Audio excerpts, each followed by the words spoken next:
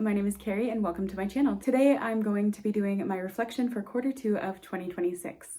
I truly do not know where the time has gone the past 3 months because I feel like I barely remember April. I kind of remember May, and June, that is probably the most memorable month for me because a lot happened in a very short period of time. But I have still been keeping track of the things that I wanted to do each month. I have still had goals for this period of life. And of course, I have things that I want to talk to you about from this period of time. Now, I want to look at what my goals were for these 3 months and also what statistics I was keeping track of. So starting off in April, this is when I was not exactly in a great headspace. I was in a really big reading slump and creativity slump that just didn't feel like anything was really helping with it. I originally wanted to kind of get back into my workout routine by trying to aim for 3 workouts a week, and that did not happen. I also wanted to finish my junk journal from 2025, which did not happen. My other goals were related to the stereotypical ones that I track, so let's go ahead and look at my monthly habit tracker. In April, I was tracking my workouts, days over 7,000 steps, days that I was reading, new recipes that I tried, and any TV shows or movies that I watched. Which, as you can see, there's quite a few recipes, days with steps, and reading days, but there is a noticeable less amount of TV shows and movies watched, especially when we go to talk about the movies later. On to May. May was when I was starting to feel like I was getting out of my reading and creativity slump, and it was also nearing the end of the school year. There were a lot of different events that were going on in both my personal and professional life. So I was kind of feeling this burst of energy. And one of the biggest things that I actually wanted to focus on in May was a clothing declutter. I was transitioning my wardrobe over and I realized that there are a lot of clothes that I just did not reach for at all in the past 6 months. And there were a lot of clothes for the new season that I hadn't thought about at all since I put them away, or that just didn't fit in a way that I enjoyed anymore. So I set those aside. And I was actually really happy that I focused on this goal because at the beginning of this school year, I actually went through and did not re-wear an outfit until I had truly run out of options in my closet. Through that process, I realized I could go an entire month without re-wearing something, and that is a little bit insane. So I really took a hard look at what clothes am I not wearing anymore? Why am I not wearing them? What clothes don't feel nice? What clothes have kind of outworn their use? Because I live in a small apartment, so I obviously need to be mindful of the space that I have and the things that I am holding on to. On to what I was tracking through the month. I decided to try to track a few different things related to walking. So I wanted to track my walking for 7,000 steps, 10,000 steps, and workouts. I meant to track workouts, and this was actually a big problem because I started swimming in May, but I didn't actually track that as workouts, which kind of sucks because I actually was working out with that, like that was the intention behind it, but I completely forgot about it, and you'll see the same problem in June. I was tracking the usual things of reading, TV shows and movies watched, and new recipes, but the thing that I'm most proud of in this month is you can definitely see how many days I was walking. Another thing that might be kind of shocking is I have some clusters of movies that I watched back to back, and that is because I had some long haul flights in May, and that is truly the only reason that I think I watched so many movies during that month. Anyway, now let's talk about June. In June, I didn't really plan any goals because I was starting to question if trying to plan so many things in the month maybe was a part of why I was feeling this burnout and rut in March and April. So I didn't specifically plan for any goals for June. I did still keep track of the things that I have been usually tracking. So when we look at my monthly habit tracker, I was tracking my reading, my days of steps. The steps were 8,000 steps or over, and the dash lines are days of 10,000 steps. My media watched, so that could be TV shows or movies, although it was mostly TV shows, and the recipes that I tried, which I almost did not meet my kind of goal of 3 to 4 recipes every month. And so as you can see on the last day of June, I kind of panicked and made 2 pretty quick recipes. And I realized these were so fast. Why was I putting these off? So now that you can see what I was tracking, let's look at the statistics related to that tracking. So my steps. This is one thing that I was actually pretty proud of for most of this quarter. In April, I had 13 out of 30 days of over 7,000 steps, which was okay.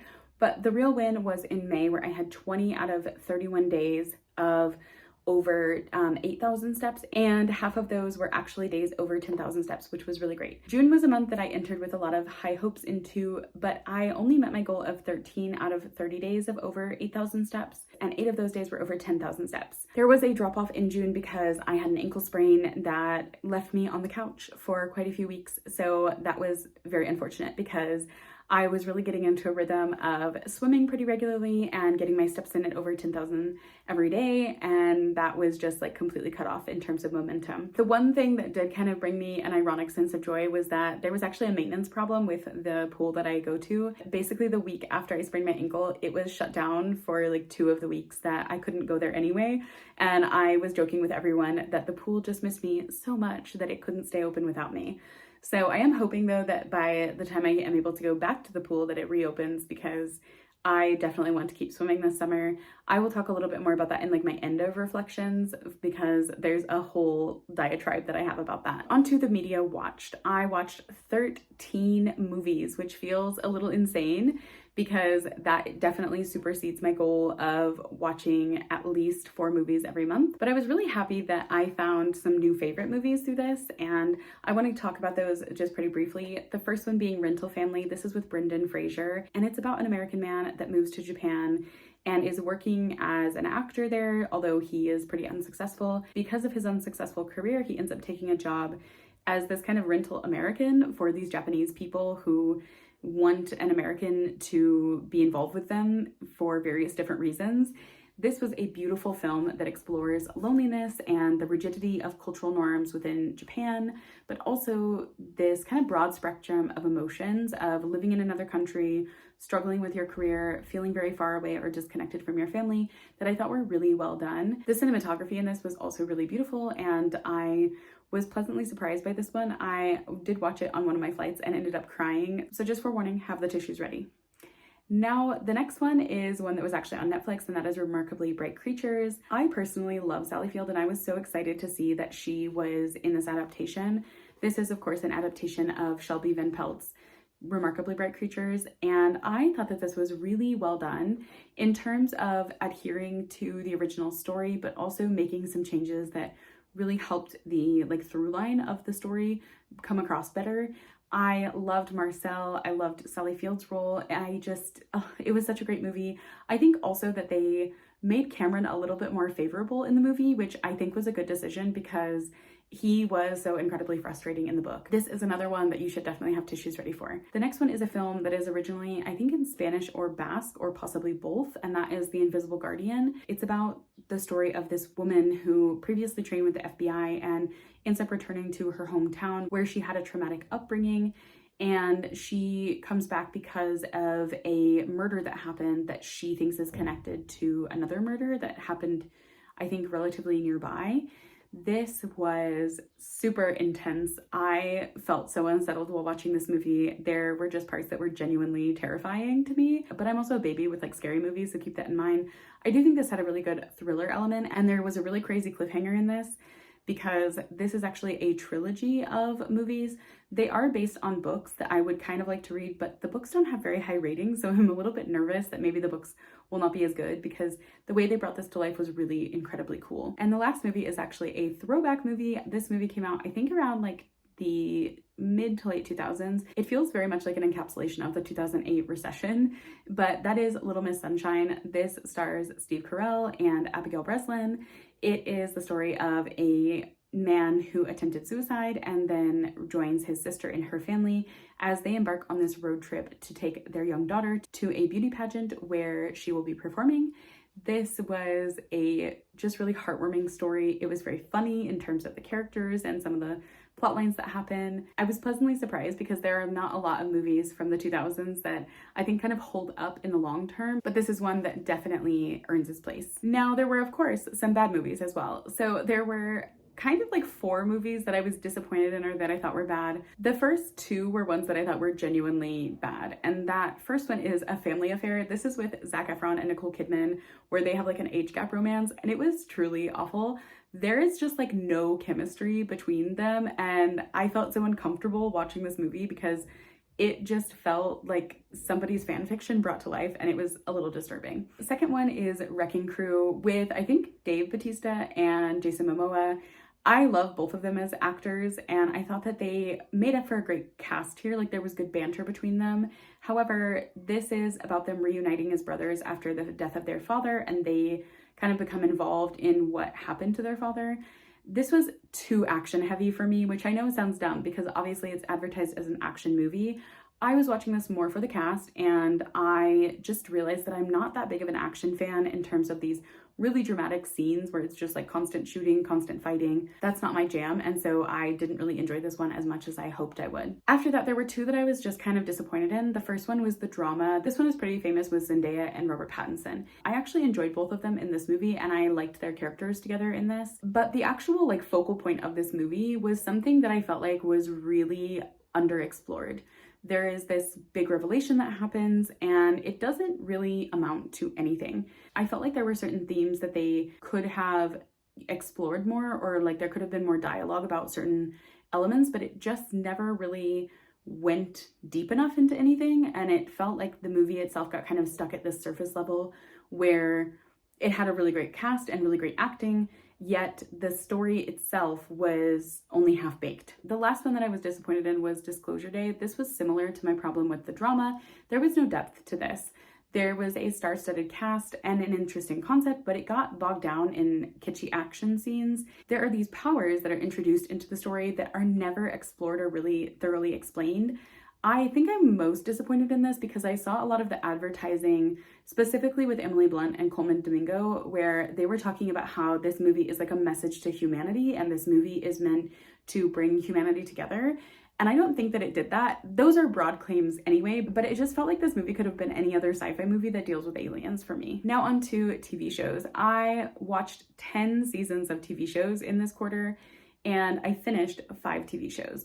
Mind you, for the TV shows, this was mostly what I was watching while I was stuck on the couch because I wanted to catch up on a lot of different things. So do not judge me too harshly for my amount of TV and movie watching. The series that I finished is what I'm gonna mostly talk about. I watched this series called Detective Høle, which is inspired by, I think, a Joe Nesbo book series. I could be wrong about that. This is a Norwegian thriller series. Actually, I didn't realize that this TV show is the first season, but it's inspired by the 5th book in the series. And I think that was a poor choice in terms of the story building and like background setting for this, because there were so many things I felt confused about in the first few episodes because there's all these like pre-existing relationships that just don't feel clear to the viewer. I will say this is interesting, and I think the way that the mystery is done is really fascinating. However, there was something that was so incredibly noticeable in this, in how every single woman that was murdered in the show, we are constantly shown her naked body. And that was just really disturbing to me because there's specifically one scene where it's really disturbing in the way that they kind of sexualize her as she's dead. I hated that aspect to this because I don't need to see dead women naked. I don't need to see them sexualized or made jokes of. It just was really poorly done in my opinion. The next show that I finished was one I was really excited about because I do love Dan Levy, but this show was a disaster. It was called Big Mistakes, and it's about these 2 siblings who end up involved in a illegal crime ring. I just did not like this. Every one of the characters is just constantly yelling at each other. There's no depth, no substance to the plot. The sister, like the actress that played the sister that is in the shenanigans with Dan Levy, was truly not a good actress. I could not get over the way she delivered her lines. It was thoroughly annoying to me. The ending had a big reveal that was interesting, but I just cannot deal with these characters enough to want to watch another season if they end up making it, because this season was bad. Then I finished 2 different series that I have been wanting to finish for a while. The first one being Killing Eve. The last few episodes were incredibly rushed, which was disappointing to me, and I don't really have much to say beyond that. The other show was Sex Education, which I actually really loved the end of the series. I think the last episode especially was so beautiful. The last season was very different to previous seasons, but I did kind of like the new elements that they brought in and the way that they wrapped up a lot of stories.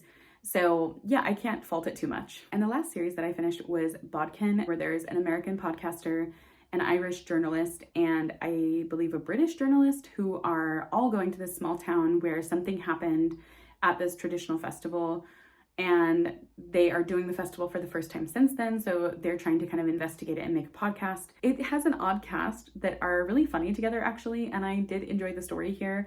I'm very curious if they're going to do a second season to this, because I kind of would love to follow along with these characters again, but the way they've ended it, there doesn't really need to be one, so I will be happy regardless. The last thing I want to talk about related to TV shows is that I still need to finish Peaky Blinders, and I made it to the last season of Yellowstone. So I'm really hoping in this next quarter, I will finally finish these because I'm kind of ready to be done with Peaky Blinders, just in terms of it being so dark and depressing. Yellowstone I've been kind of buddy watching from a distance with my best friend back home. So I only have like, I think 4 episodes left, so that's very doable for a quarter. I think I can make it through that. On to my statistics related to reading. I read for only 9 days in April. Doesn't shock me. I was in the midst of my reading slump still.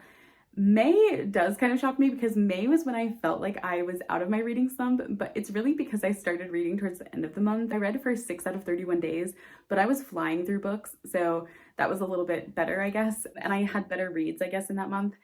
June, I read for 18 of 30 days, and I was really happy with that because June, I really felt like I finally broke the slump. A big part of that is because I actually forced myself to finish a bunch of books that had been on my currently reads shelf so that I could kind of clear everything out and then start with what I actually wanted to read or was feeling like reading. So I'm pretty happy to say that I think this slump is gone, at least for now, but we'll see what the next quarter holds. One of my favorite things that I have been excited to talk about in this video is actually the recipes that I made through these 3 months, because I made 14 total recipes, which was amazing.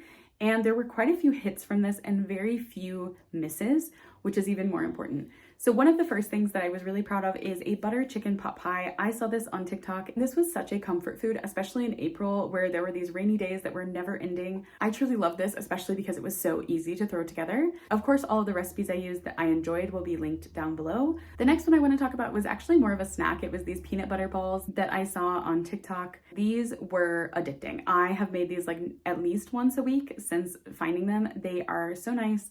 They are a sweet treat, but they still feel very healthy because they're made with oats, natural peanut butter, things like that. I became pretty addicted to these. The other thing I became addicted to were overnight oats, specifically carrot cake overnight oats. My friends were sick of me because I was truly talking about this every morning. I could not stop recommending it to people. I loved it so much. I never expected that they would actually taste like carrot cake, but they did, and they were so good. I also tried another one of a Cozy Kitchen's recipes. This time it was lemon blondies, although she calls them lemon brownies. These were amazing. I brought these into work. They did not survive the morning. I want to remake these because I have been craving them since they were finished. I think these will definitely be one that I'll make again over the summer. The next one was a grinder salad. I found this on TikTok. I will link a recipe below because I don't remember the specific one that I had. I don't know why, I've been really craving a grinder sandwich, and we don't have a good like Subway kind of bread here, like a sub sandwich bread. So I decided to just make it into a salad, and it perfectly satisfied my craving. One of my other favorites was a lemon orzo with salmon.